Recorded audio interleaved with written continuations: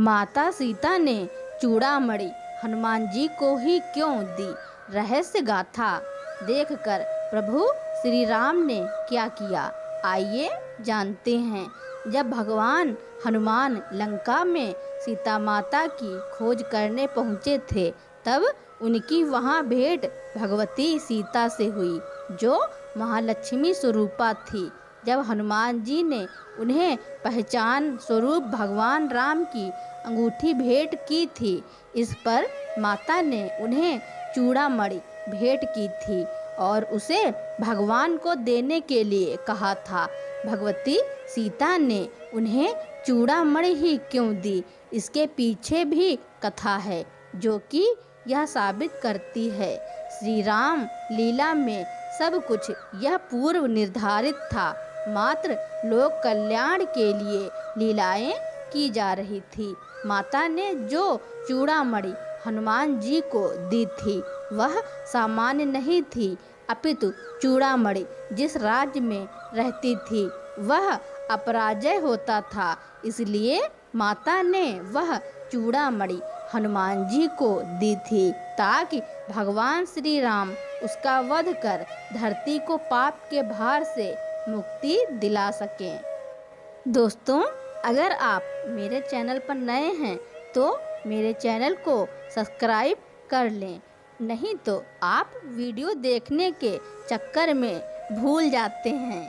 इस चूड़ामणि की कथा का उल्लेख धर्मशास्त्र में मिलता है, जिसके अनुसार एक समय की बात है कि सृष्टि के कल्याण के लिए देवताओं और असुरों ने सागर मंथन किया था। उस समय सागर से 14 रत्न निकले थे और 2 देवियां प्रकट हुई थी। एक थी रत्नाकर नंदिनी और दूसरी थी महालक्ष्मी। रत्नाकर नंदिनी ने भगवान श्री हरि को देखते ही अपना सर्वस्व समर्पित कर दिया था। जैसे ही देवी रत्नाकर नंदिनी भगवान विष्णु से मिलने के लिए आगे बढ़ने लगी, तब सागर ने अपनी पुत्री रत्नाकर नंदिनी भगवान विष्णु से मिलने के लिए आगे बढ़ने लगी। तब सागर ने अपनी पुत्री रत्नाकर नंदिनी को दिव्य रत्न जड़ित चूड़ामणि भेंट की, जो कि विश्वकर्मा ने निर्मित की थी और देवताओं द्वारा पूजित मणि बन गई।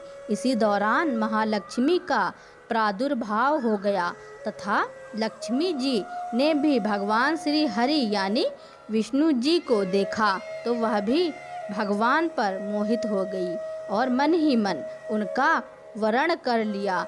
यह देखकर रत्नाकर नंदिनी अकुलाकर रह गई। सभी के मन का भाव जानने वाले भगवान विष्णु तब रत्नाकर नंदिनी के पास पहुँचे और कहा, मैं तुम्हारे भाव से परिचित हूँ। जब जब मैं धरती पर पाप का नाश करने के लिए अवतार लूँगा, तब तब तुम संहारिणी शक्ति के रूप में धरती पर अवतार लोगी। संपूर्ण रूप से तुम्हें कलयुग में अंगीकार करूँगा। अभी सतयुग चल रहा है। त्रेता और द्वापर में तुम त्रिकूट पर्वत के शिखर पर अपने अर्चकों की मनोकामनाएं पूर्ति करती हुई तपस्यारत रहो। तपस्या के लिए विदा लेते समय देवी रत्नाकर नंदिनी ने अपनी चूड़ामणि निशानी के तौर पर श्री हरि को दे दी। वहीं निकट देवराज इंद्र खड़े थे। वे चूड़ामणि पाने के लिए आधीर हो गए, तो भगवान विष्णु ने उन्हें भेंट कर दी। तब इंद्र ने वह चूड़ामणि इंद्राणी को भेंट की, जिसे उन्होंने अपने जूड़े में स्थापित कर लिया। कुछ काल खंड के बाद एक असुर शंबरासुर ने स्वर्ग पर चढ़ाई कर दी और देवताओं को पराजित कर दिया। इस घटना के कुछ समय बाद इंद्रदेव दशरथ जी के पास पहुँचे और उनकी मदद मांगी। तब दशरथ जी ने कैकेयी के साथ स्वर्ग आए और शंबरासुर का वध कर दिया। युद्ध जीतने की खुशी में देवराज इंद्र और इंद्राणी ने दशरथ व कैकेयी का भव्य सत्कार किया और उपहार प्रदान किए। इंद्रदेव ने दशरथ जी को स्वर्ग, गंगा, मंदाकिनी के दिव्य हंसों के 4 पंख भेंट किए। इंद्राणी ने कैकेयी को वही चूड़ामणि भेंट की और वरदान दिया कि यह चूड़ामणि जिस राज्य में रहेगी वह राज्य अपराजय रहेगा और चूड़ामणि धारण करने वाली स्त्री को अक्षत, अक्षय और अखंड सौभाग्य प्राप्त होगा। कैकेयी ने यह चूड़ामणि सुमित्रा का अद्भुत प्रेम देखकर उसे प्रदान कर दी। इस चूड़ामणि की समानता किसी आभूषण से नहीं की जा सकती है। जब श्री राम का विवाह हुआ तो तीनों माताओं ने पुत्र वधुओं को मुँह दिखाई के तौर पर उपहार प्रदान किए। माता कैकेयी ने माता सीता को कनक भवन प्रदान किया। माता सुमित्रा ने सीता माता के हाथों में चूड़ामणि भेंट की तो माता कौशल्या ने सीता माता के हाथ में श्री राम का हाथ सौंपा। सीता हरण के पश्चात यही चूड़ामणि माता सीता ने हनुमान जी को अपनी निशानी के तौर पर दी थी।